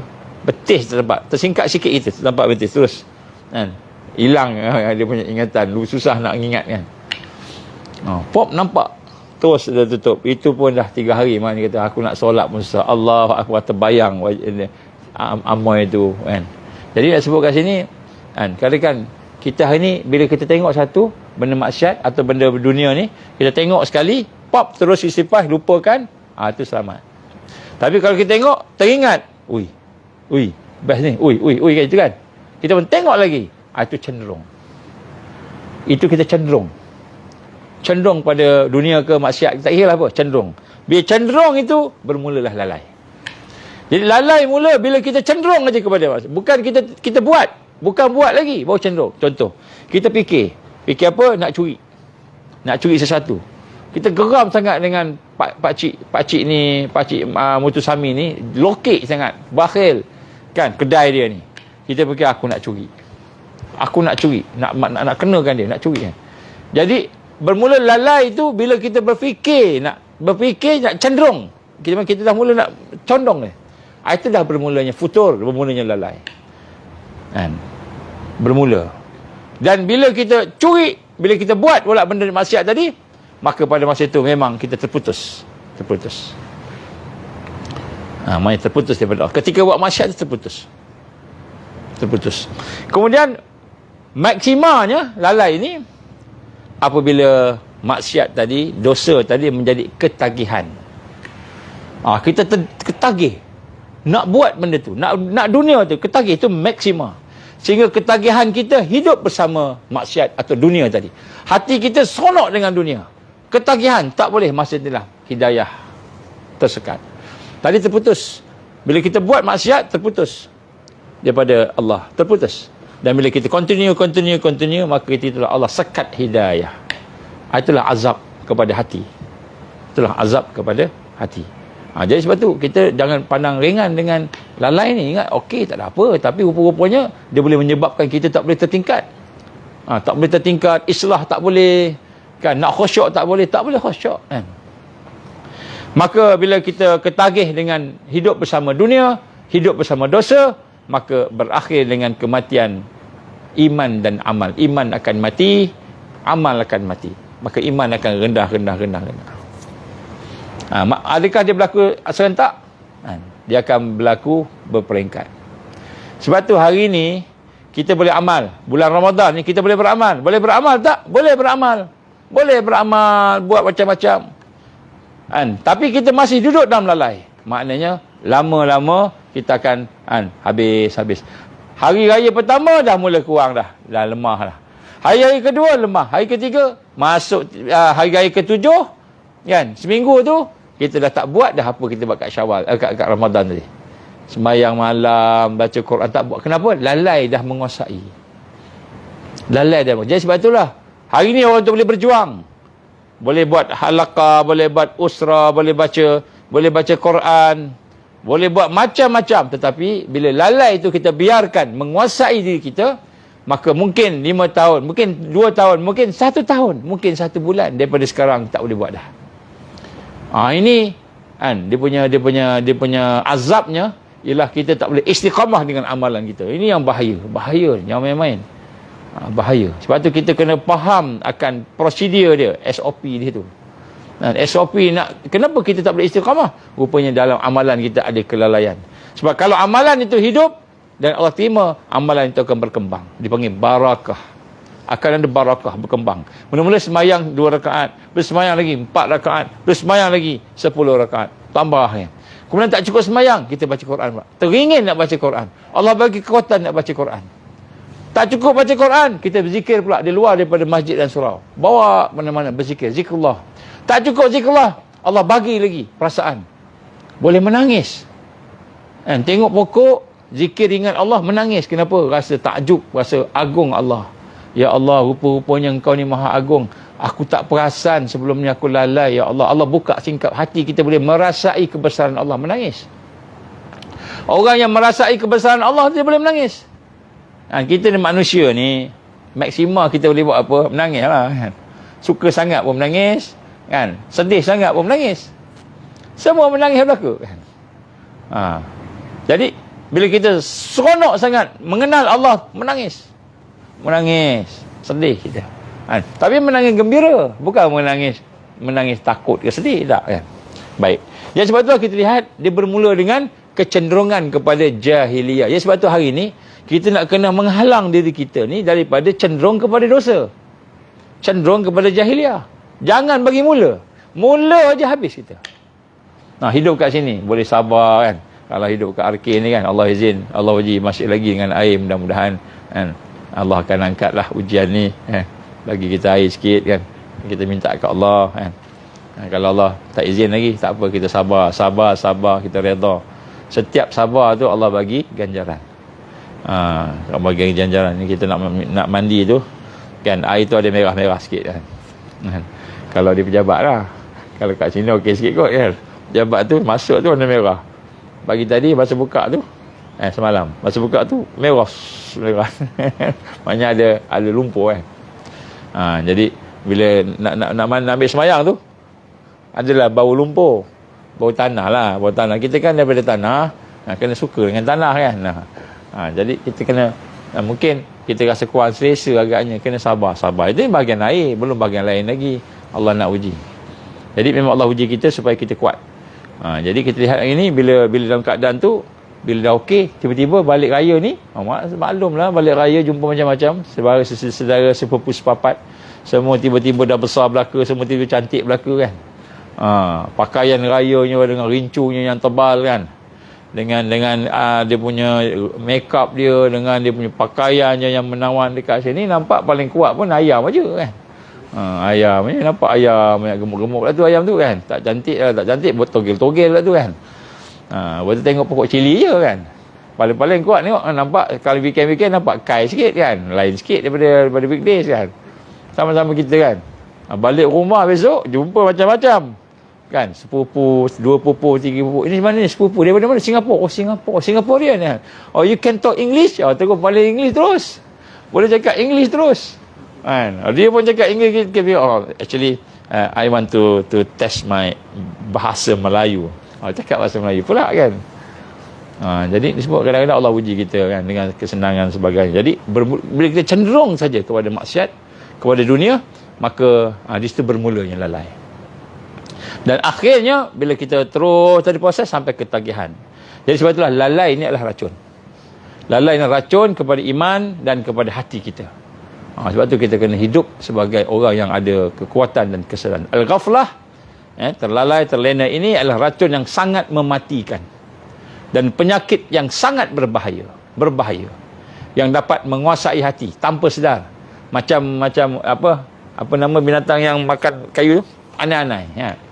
Dia masuk rumah kita, anai-anai daripada mana? Siapa tahu?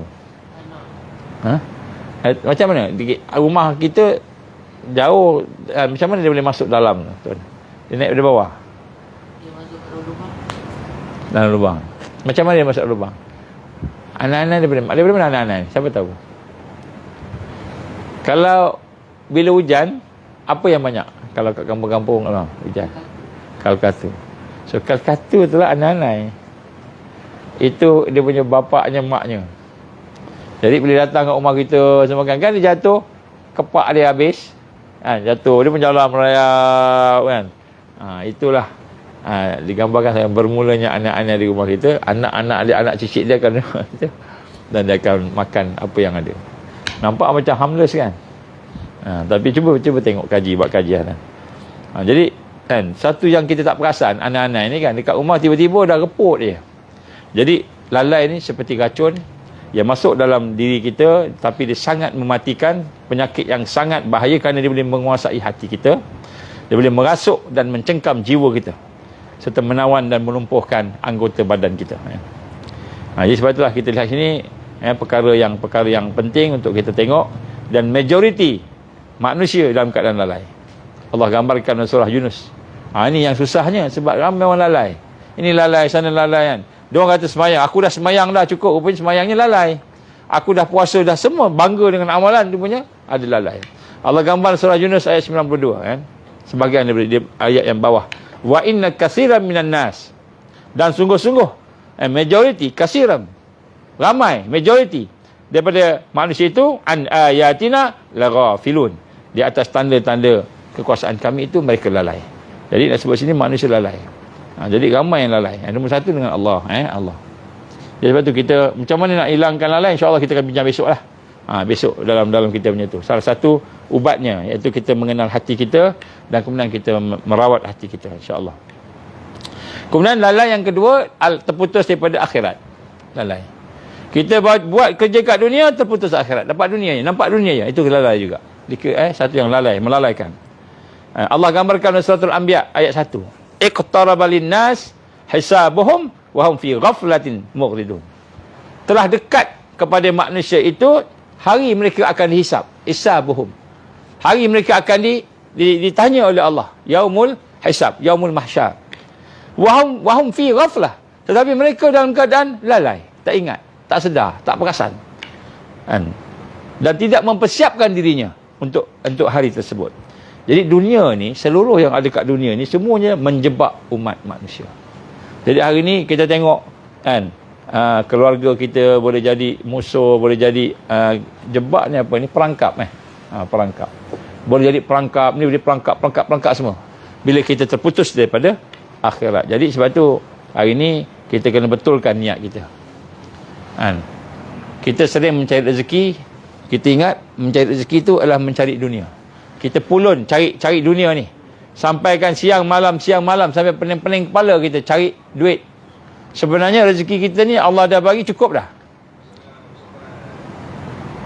Kan? Dah cukup dah. Allah bagi kat kita rezeki ni. Tapi kita mencari rezeki. Sebenarnya bukan mencari rezeki, bukan pergi bekerja, pergi belajar. Sebenarnya kita nak rasa yang bekerja tu ibadah. Yang bekerja tu ibadah. Belajar tu ibadah. Jadi nak rasa ibadah tu bukan bekerja. Tapi maknanya kita kena bekerja lah. Bekerjalah dengan ikut syariat. Masa semayang kena berhenti. Jangan lalai. Berzikir pada Allah. Ikut adab-adab dan akhlaknya. Maknanya kerja tu ibadah. Jadi bila kita bekerja untuk dunia, nak cari rezeki Allah bagi dah. Semua orang dah ada rezeki dah. Kalau ini hari ni Allah dah tetapkan RM1,000 untuk kita, kita berniaga, tak berniaga dapat RM1,000. Kalau Allah tetapkan. Ini bahagian qada ni kita kena bincang nanti insya-Allah. Kan? Bukanlah maknanya kalau kita tak payah usaha lah. Bukanlah maksudnya macam gitu kan. Maksudnya kan, rezeki ni Allah tetapkan, tetapi usaha, kena buat. Kena usaha. Kan? Doa, saya teringat doa ulat dalam batu. Doa ulat dalam batu tu ada ulat. Dan agaknya maknya bertelur dalam batu tu. Kan? Maknya bertelur, ada lubang sikit lah kecil dalam batu tu agaknya kan. Telur, tergolek telur tu masuk dalam batu, tengah-tengah batu tu kan. Dia pun meletah kat situ. Meletah dia nak gerak pun tak boleh dah, dia dah besar. Situ dia ada duduk. Tapi dia ada makan tak? Ada makan. Dia ada rezeki dia, ada rezeki. Selagi ada nyawanya, selagi dia ada rezeki. Doa dia doa pada Allah, dia ada zikir dia. Bagaimana kita meminta Allah? Dia minta kat Allah rezeki. Dia minta. Dan Allah bagi rezeki. Ada dalam batu. Tak ada benda lain boleh bagi dia. Tapi dia ada rezeki, ada makanan dia. Hidup dia. Jadi nak gambarkan kat sini bagaimana rezeki yang Allah bagi. Jadi sebab tu kita bekerja bukan nak cari rezeki. Tapi kita bekerja ibadah. Rezeki tu Allah bagi. Habis kalau gitu tak payah kerja lah. Tak payah kerja lah kan. Ada kena kerja sebab Allah perintah kerja. Kerja tu ibadah. Tak payah doa. Allah perintah doa. Doa tu ibadah. Semua ibadah je. Wa ma khalaqtul jinna wal insa illa liya'budun. Tidak aku jadikan jin manusia, kata Allah, melainkan supaya ibadah. Jadi sebab tu kita hari nak kena rasa bila kita bekerja untuk dunia, kita kena tipu dengan dunia. Kenapa nak kerja untuk dunia? Jadi kerja ni, belajar ni, bekerja ni sebab semua untuk itu ibadah belaka. Semua tu ibadah belaka. Jadi hari ni baru kita faham bahawa bila ibadah ni maknanya kita kena buat dengan cara yang terbaik, mengikut syariat Allah. Mengikut syariat Allah. Kalau tidak kita habislah, kita rugilah, sayang kita. Contoh Kai datang sini kan. Penat-penat datang daripada Perak datang. Jauh. Naik bas, berapa kali bas? 2 bas. Datang 2 bas. Bukan senang datang 2 bas tu. Kan? Boleh tertinggal bas, ada mat pau lagi kan. Berhenti kat mana? Kat Pudu. Ke terminal? TBS. Melaka saya sebelum tu? TBS Selangor kan. Namanya daripada Perak, daripada Tepeng. Tulintan, daripada Tulintan turun ke KL dulu kan, ke Selangor lah. TBS tu kan. Lepas tu naik bas pula pergi ke sini kan. 2 kali bas. Kalau 3 kali semalam terlepas satu bas. Terlepas tu bas. 3 kali lah. Je. 2 jadi kadang-kadang 2, kadang-kadang 3 dia kata. Banyak panjang perjalanan tu kan. Bukannya sikit, pendek, panjang. Berapa jam nak sampai sini? Pukul 9 sampai pukul 6. Pukul 9 pagi sampai pukul 6. 9, 10, 11, 12 kan. 1, 2, 3, 4, 5, 6. 9 jam. 9 jam perjalanan daripada kan, Perak datang ke Melaka. 3 bas, kadang-kadang 2 bas, ikutlah macam mana kan. Tapi nak sebut kat sini, setiap saat yang dia datang tu, walaupun tak ada apa-apa, nampak macam jalan biasa je, nak jumpa kawan-kawan je, tapi sebenarnya kan, semua tu ibadah. Allah kira kan, ada orang Allah tak bagi pun kekuatan nak datang sini, walaupun dia memang nak datang sini, tak boleh datang. Kenapa? Tak sihat lah, macam-macam lah kan. Ada yang macam itu, Allah tak izin kan. Tapi maknanya kehadiran kita, kedatangan kita, sahabat ni ibadah, sebab sahabat akhirat. Sebab tu jangan kita kutuk sahabat kita. Jangan kutuk lebih-lebih lah, sikit-sikit boleh kot, sikit-sikit gurau-gurau kan. Jangan kutuk lebih-lebih sangat kan. Jadi kalau kutuk lebih-lebih sekejap lagi, dia terasa hati pula kan, terus tak jadi sahabat kita kan. Jadi kita bermesra dengan sahabat, berkawan dengan dia, baik dengan dia, tolong dia, bantu dia. Kenapa? Allah nak bagi syurga akhirat. Nanti kat dunia besok, kat akhirat besok teringat balik, Kai, rupa-rupanya kau datang sini dengan 3 bah 2 bah ni, aku datang dengan motor kan, kau banyak pahala lagi daripada aku kan. Susah lagi kan. Yang seorang pula dengan kereta kan, sekejap lagi kereta boleh laju pula tu kan.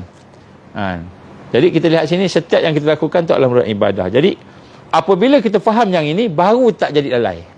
Tapi bila kita buat sesuatu untuk dapat dunia, supaya dapat rezeki di dunia ni. Rezeki Allah dah bagi dah, umur Allah dah bagi, rezeki Allah tetapkan dah kan. Maknanya kita bukan cari rezeki, tapi kita beribadah. Bekerja, Allah perintah kita bekerja. Belajar, Allah perintah kita belajar. Bersahabat, Allah perintah kita sahabat. Berjuang, Allah perintah kita berjuang. Jadi semua perintah Allah belaka. Jadi maknanya kita beribadah. Jadi bila kita buat sesuatu ibadah, maka pada masa itu kita boleh reda susah. Allah bagi susah, kita sabar. Allah bagi susah, kita reda. Sebab ibadah. Kita tengah-tengah jalan, tiba-tiba Allah izin pecah tayar contohnya. Allah izin accident. Tapi pasal ibadah kita nampak kan, Allah nak bagi pahala lebih lagi, susah. Kita tak nampak kan. Kalau orang tak tahu kan, celakalah tayar ni, aku beli baru macam ni, dia maki tayar. Aku beli ada waranti, pecah tengah jalan kan. Dia tak nampak pecah tu Allah yang bagi, nak suruh dia banyak pahala sikit kan. Tak nampak, sebab tak rasa ibadah. Perjalanan tak rasa ibadah, makan tak rasa ibadah, maka makan jadi lalai. Makan apa sampai perut puncit kan, makan tak rasa ibadah, padahal makan ibadah, minum ibadah kan. Semua ibadah. Buang air pun ibadah, jangan main-main kan. Tidur pun ibadah. Jadi semua semua sekali dalam hidup kita ibadah. Jadi apabila kita membuat sesuatu terputus daripada akhirat, ibadah ni supaya kita dapat redha Allah, dapat sesuatu yang lebih baik di akhirat, maka lalai kita. Lalai tu macam mana pertolongan Allah nak datang, pertolongan Allah tak datang. Jadi kita tengok balik hati kita tengok balik, rupanya lalai kita bekerja cukup-cukup kuat nak dapat duit aja, kita fikir tu je, ataupun nak dapat untung aja. Kalau berniaga dapat untung aja, sedangkan untung rugi tu dan Allah yang bagi ke kita kan. Baik. Yang kemudian yang ketiga yang nak cakap definisi lalai ni, terputus daripada al-haq ini ialah apabila kita terputus daripada perjuangan hidup di dunia ni berjuang. Allah perintahkan kita beribadah, itu satu perjuangan. Maka tiba-tiba kita hidup kat dunia ni sekadar nak senang-senang aja kita dapat Allah uji dengan orang ni kaya, banyak duit, banyak harta, banyak apa semua, tapi dia tak rasa bahawa harta duit dia tu perlu digunakan, dimanfaatkan untuk perjuangan. Ada orang bagi, dia miskin, tak ada apa-apa. Dia lupa, miskin tu pun nak kena guna untuk perjuangan. Ada orang, Allah bagi dia sakit pun nak guna untuk perjuangan. Jadi sebenarnya, apa yang disebut oleh Fatih Yakan, rahimahullah, dia kata apa? Dia kata, sebenarnya, hidup bagi seorang mukmin tu hanya bermakna bila dia berjuang. Bila tak berjuang, maknanya tak baik, tak hidup lah macam tu. Saya perhati ni kita punya pemerhatian. Ni sahabat-sahabat saya ramai jugalah, sahabat saya baru-baru ni antara sahabat yang rapat jugalah meninggal dunia di Kelang. Bila dia meninggal dunia ni, sama saya dengan dia kat UAE dulu. Sama. Masa bekerja di sana, saya staff, dia pun staff juga. Saya mengajar, dia librarian. Teringat dia, masa di UAE dulu, kita banyak buat program dengan pelajar-pelajar. Dia pun terlibat juga, Alhamdulillah. Dia datang, korban, angkut orang dengan kereta dia. Dia ada Pajero ke apa masa tu. Dia angkut, ambil pelajar-pelajar datang, pergi ke camp, pergi ke sana, pergi sini, bawa semua sekali kan. Bawa sama-sama semua sekali. Kadang-kadang anaknya kecil, dia bawa anak-anak. Saya dah sebut. Dia bukan gaya pun. Anak dia ramai anak dia. Bukanlah orang yang berada banyak duit, tak. Tapi dia bagi benda mudah sumbang kat orang ni. Kemudian bila tanya, masa tu isteri lah, Zaujah, isteri tanya tentang bagaimana kehidupan dia kan. Sebab dia duit tak banyak, tapi dia boleh baca banyak benda kan. Rupa-rupanya sebulan sekali, isteri dia, ni salah satu kaedah, isteri dia akan masak untuk sebulan. Dia dapat gaji tu, isteri dia akan masak untuk sebulan. Supaya nak pastikan masakan itu jimat. Bila kita masak sekali banyak kan jimat. Beli banyak-banyak kan jimat. Masak banyak-banyak untuk sebulan dia makan. Anak-anak dia letak dalam plastik. Kemudian selepas tu dia bekukan. Dia letak dalam freezer, dia bekukan. Katakan nak makan hari ni, lauk ni dia ambil, lauk tu dia masak. Dia siapkanlah dalam sebulan tu kan, makan apa. Supaya boleh jimat. Jadi isterinya pun faham perjuangan perlukan duit. Isterinya faham perjuangan memerlukan tenaga, masa, korban. Kena korban. Isteri dia susun macam tu kan. Bila saya tahu tu, subhanallah, sampai peringkat macam tu, dia jaga makanan keluarga dengan dia tu. Dia jaga, dia catu. Tapi cukup, jangan sampai ke buluh. Wallahu alam. Ini yang saya tahu. Kan? Kemudian duit yang dia boleh simpan lebih tu, dia gunakan untuk bantu. Untuk dakwah. Untuk bantu. Kan? Pelajar-pelajar yang tak ada makanan, apa dia bantu. Apa yang dia mampu lah. Tak banyak. Tapi itulah yang dia maksimal. Dia susun hidup dia. Subhanallah. Ini contoh orang yang ikhlas. Kan? Dia sanggup menyusahkan keluarga dia, maknanya berkorban. Tapi taklah sampai keluarga dia tak makan. Makan, tapi sekadarnya lah. Dia masak ni. Minggu ni kita makan ni. Dan dia berulang-ulang menu dia tu. Sebab makanan ni memang anak ramai. Dan anak pula tengah membesar, makan banyak. Bukan makan sikit. Makan banyak, badan sado-sado belaka. Makan sihat lah. Sebut kat sini. Ini contoh. Jadi bila tengok dia, bila dia meninggal dunia, saya tengok dia, Allah, masa dulu lah, tak tahulah sekarang kokok dah ada duit sikit kan. Tapi masa tu memang kami pun duit berapa, gaji penjarah berapa sen sangat kan. Dia pula dia bukan pencarah pun kan, tapi staff lah. Dia nak sebut kat sini kan, bagaimana susunan korban sanggup buat macam ni, buat macam mana kan. Ini semua adalah perjuangan. Jadi sebenarnya hidup ini bila tidak berjuang lalai. Hidup bila tak berjuang lalai.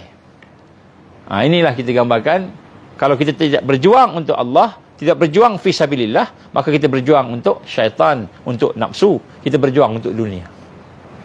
Wa hadainahun najdain. Dia depan kamu ada dua je.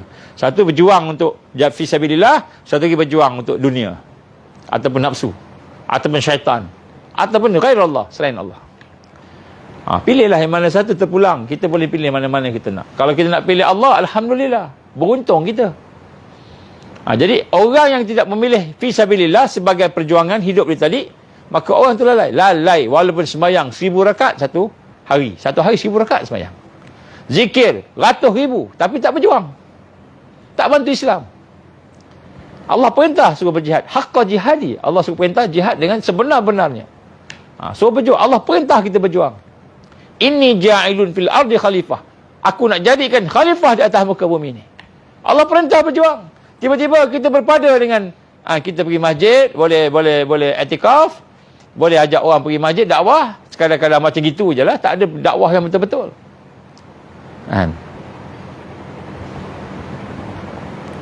Saya ada tulis banyak tapi tak jumpa kat mana. Ni dia. Para pejuang, ini saya nak baca sikit lah. Kelalaian. seorang raja, ini saya sebut raja, saya sebut raja dulu, sultan ataupun tengku mahkota, putera apa? Putera mahkota. Dan pemimpin, menteri, YB sebagainya, lalai dengan kedudukannya, kekuasaannya sehingga hidup bersama maksiat. Jangan kita ingat kita ni ada harta, ada kekayaan, ada pangkat, kita ni ada kuasa, kita akan hidup selama-lamanya. Ingat, Allah akan panggil satu hari, dan satu hari itu mungkin besok, satu hari itu mungkin malam ni. Kita ingat kita jadi PM, akan hidup sampai 1000 tahun. Silap-silap besok kena tembak. Wah, ni kena tembak ni tak ada PM mana-mana ni. Saya contoh ya. Bukan PM mana-mana nak sebut sini. Atau besok kena heart attack. Kena heart attack tiba-tiba. Kita ingat kita hidup 1000 tahun, kena mati heart attack. Berapa banyak kita melihat istana-istana yang tinggal, yang megah, yang gah, yang mewah, istana, tetapi yang memiliki istana, yang membina istana dah mati. Firaun dah mati dah, tinggal istana aja. Tak rasa ke kita akan mati? Jadi seorang raja, seorang sultan, seorang pemimpin, menteri, lalai dengan kedudukannya, kekuasaannya, sehingga dia hidup bersama maksiat. Sarapan dengan arak. Sarapan dengan arak. Sarapan dengan arak. Perempuan, anytime. Zina, anytime. Duit ada, kuasa ada. Takut apa? Nak liwat? Liwat pun boleh. Jadi maknanya lalai raja, sultan, lalai pemimpin, menteri. Kerana kedudukannya, kuasaannya, maka dia hidup bersama maksiat. Lalainya seorang kaki tangan kerajaan, penjawat awam. Tak kira lah yang namanya polis ke, askar ke, yang namanya SPRM ke, custom ke, immigration ke, yang namanya guru ke, pencarah ke, kaki tangan kerajaan.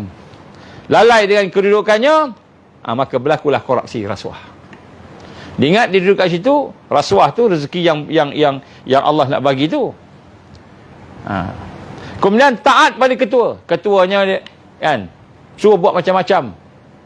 Dia pun ikut walaupun rosak dan merosakkan, sesat dan menyesatkan. Jadi kita ikut je. Apa bos kata, buat je. Walaupun yang bos suruh tu mengandungi maksiat dan mungkar, melawan perintah Allah. Rakyat marahin, rakyat pula, rakyat lalai. Rakyat lalai macam mana? Lalai dengan kehidupan dunia yang sementara. Berhempas pulas, kerja siang malam, mencari rezeki yang memang Allah dah tetapkan pun pada dia. Memang dah Allah tentukan pada dia. Maka lalai Allah sebagai Ar-Razzaq. Lalai Allah ni sebagai pemberi rezeki.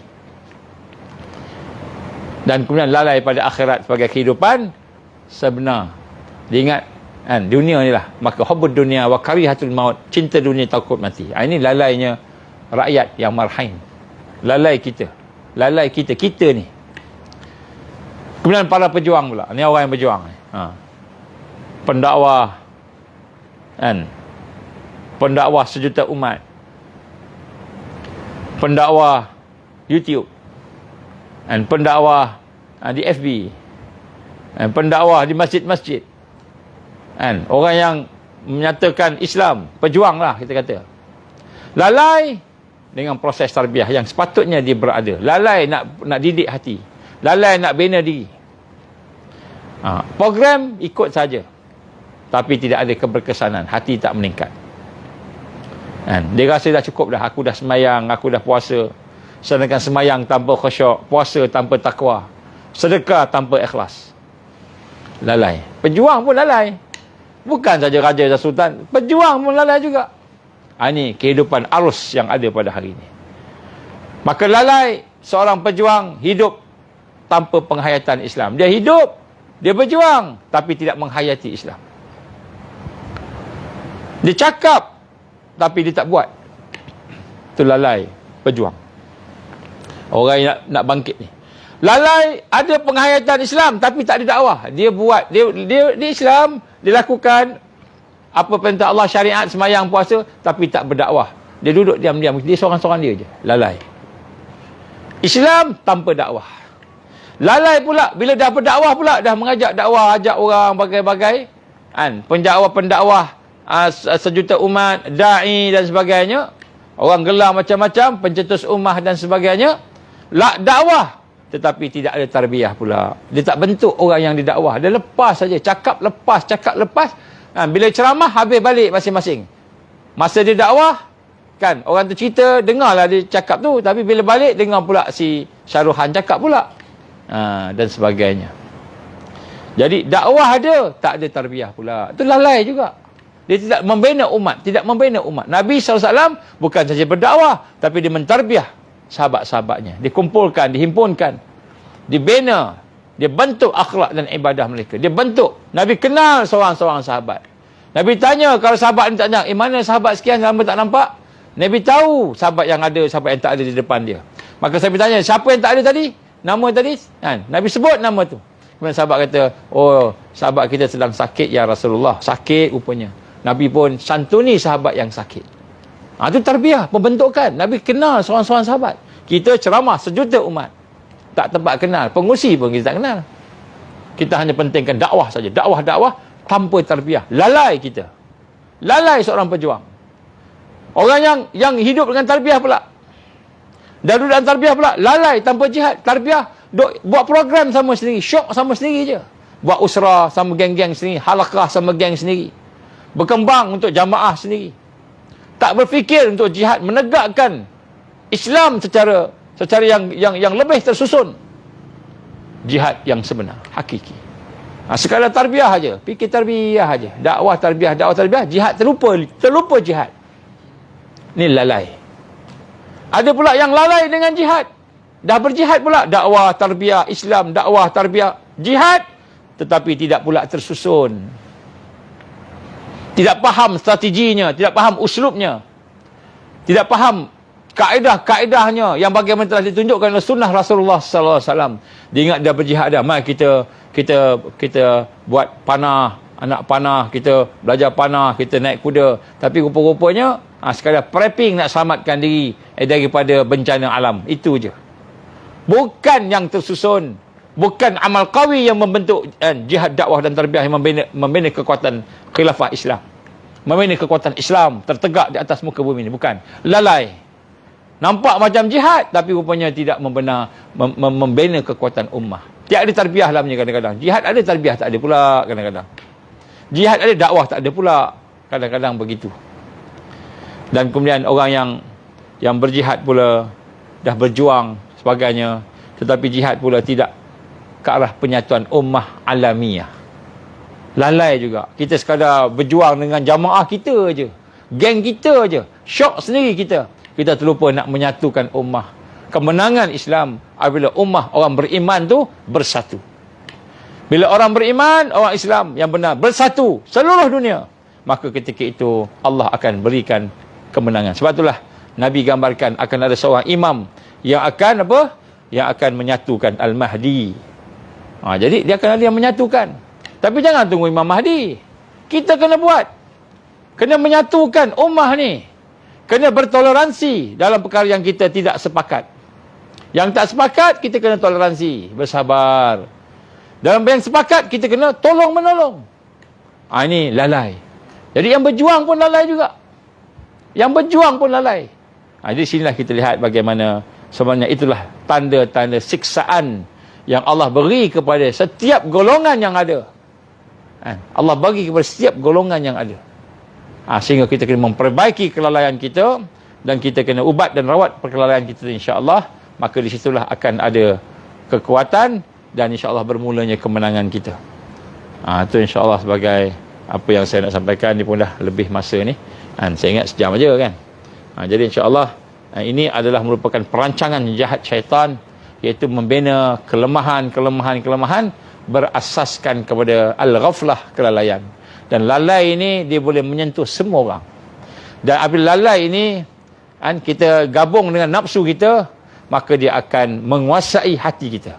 Dan bila dia menguasai hati kita, maka dia akan menguasai segala yang ada di dalam kehidupan kita, sampailah peringkat akhirnya kita tidak boleh istiqamah dalam amal kita. Bila tak boleh istiqamah dalam amal kita, sampailah Allah tutup hidayah, habis wa iyaz billah min zalik. Mudah-mudahan Allah jadikan kita orang yang yang hidup dengan kesedaran, insya-Allah. Jadi insya-Allah pada Ramadan yang terakhir ni, 10 hari yang terakhir ni, tak sampai 10 hari dah, ni dah 23 malam 24 malam ni kan, 23. So kita dah menghampiri sangat ke akhir pada Ramadan, dah dekat dah, sangat cepat sungguh perjalanan Ramadan ni. So insya-Allah kita akan sama-sama fokus kepada perjalanan hati. Perjalanan hati seorang pejuang yang nak melakukan tajdid, yang nak melakukan kebangkitan. So bermula dengan kita bincang tajuk lalai, al-ghaflah. Al-ghaflah. Sebab apa al-ghaflah ni di akhirnya kita akan, orang yang beramal tak boleh istiqamah. Akhir. Lepas tu habis. Wa iyazbillah min zalik. Jadi mudah-mudahan Allah berikan kita kekuatan untuk sama-sama membina satu taifah ataupun kelompok-kelompok lah, taifah. Kita kata yang boleh membina sesuatu yang kesan yang besar daripada umat, untuk mudah-mudahan kita dapat melaksanakan perintah Allah. Allah perintahkan kita supaya membina kekuatan. Wa'idu lahum mastata'tum min quwwah. Dan Allah perintah kita supaya membina kekuatan dalam ummah ni. So ini antara perkara yang jadi solusi, insya-Allah. Jadi kita harap mudah-mudahan lepas daripada kita bincang-bincang ni, mudah-mudahan kita muhasabah diri kita balik, tengok balik kan, apa yang saya cuba sampaikan, sama-sama kita muhasabah dan kita baiki, insya-Allah. Jadi insya-Allah esok kita akan ada daurah seminar perjalanan hati seorang pejuang dalam tajdid akhir zaman. InsyaAllah kita cuba tengoklah tajuk tu. Mudah-mudahan Allah bagilah tak banyak pun sikit yang kita mampu sama-sama bincang, dan kita persiapkan untuk kita berhadapan dengan kedatangan Al-Masih Dajjal dan juga kedatangan kemuncak fitnah dalam masa yang terdekat ni. Wallahu alam, tak tahu bila, tahun depan ke, tahun ni lagi ke, ataupun 2-3 tahun lagi ke, wallahu alam. Tapi yang penting kita persiapkan diri kita, insya-Allah. Jadi bagi mereka yang baru tengok ni, nampak macam baru watching ni kan, cubalah tengok daripada mula, mudah-mudahan kita dapat faham apa yang saya cuba sampaikan, dan mudah-mudahan kita dapat manfaat lah daripada apa yang telah dibincangkan tadi, insya-Allah. Aku li qouli hadza, astaghfirullahalazim li wa lakum. Insya-Allah kita tangguh dengan kita membaca doa rabitah, insya-Allah. A'udzubillahi minasyaitonirrajim. Bismillahirrahmanirrahim. Alhamdulillahirabbil alamin, wassalatu wassalamu ala asyrafil anbiya'i wal mursalin wa ala alihi wa sahbihi ajma'in. Allahumma innaka ta'lamu anna hadhil qulub qad istamat ala mahabbatik wa taqat ala ta'atik wa tawahadat ala da'watik wa ta'ahadat ala nusrati syariatik. فاثق اللهم رابطتها وأدمدها واهدها سبلها واملأها بنورك الذي لا يخبو واشرح صدورها بفيض الإيمان بك وجميل التوكل عليك وأهيها بمعرفتك وأمت على شهادتي في سبيلك يا الله إنك نعم المولى ونعم النصير. اللهم يا مقلب القلوب ثبت قلوبنا على دينك ولا طاعتك وعلى جهاد في سبيلك. لا إله إلا أنت سبحانك إنا كنا من الظالمين. ربنا ظلمنا أنفسنا وإن لم تغفر لنا وترحمنا لنكونن من الخاسرين. ربنا لا تزغ قلوبنا بعد إذ هديتنا وهب لنا من لدنك رحمة إنك أنت الوهاب. ربنا أتمم لنا نورنا واغفر لنا إنك على كل شيء قدير. ربنا آتنا في الدنيا حسنة وفي الآخرة حسنة وقنا عذاب النار. وصلى الله على سيدنا محمد وعلى آله وصحبه وبارك وسلم. سبحان ربك رب العزة عما يصفون والسلام على المرسلين والحمد لله رب العالمين. سبحانك اللهم وبحمدك أشهد أن لا إله إلا أنت أستغفرك وأتوب إليك. بسم الله الرحمن الرحيم. والعصر إن الإنسان لفي خسر إلا الذين آمنوا وعملوا الصالحات وتواصوا بالحق وتواصوا بالصبر. Minta panjang-panjangkan kepada sahabat-sahabat kita, mungkin mereka tak perasan sebab kita buat pagi ni. Jadi insya-Allah tuan sampaikan, mudah-mudahan mereka pun dapat manfaat, insya-Allah. Assalamualaikum warahmatullahi wabarakatuh.